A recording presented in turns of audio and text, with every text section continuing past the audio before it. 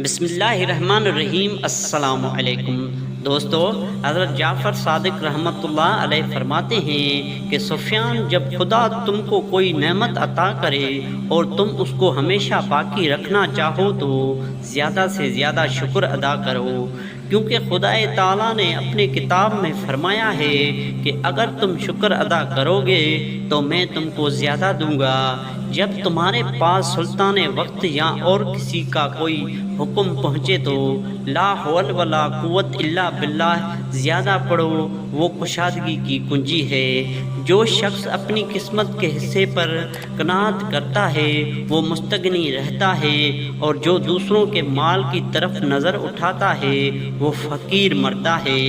جو شخص خدا کی تقسیم پر راضی نہیں ہوتا وہ خدا کو اس کے فیصلے پر محتم کرتا ہے۔ دوستو، ویڈیو اچھی لگے تو چینل کو سبسکرائب ضرور کر دیجیے گا۔ اللہ حافظ۔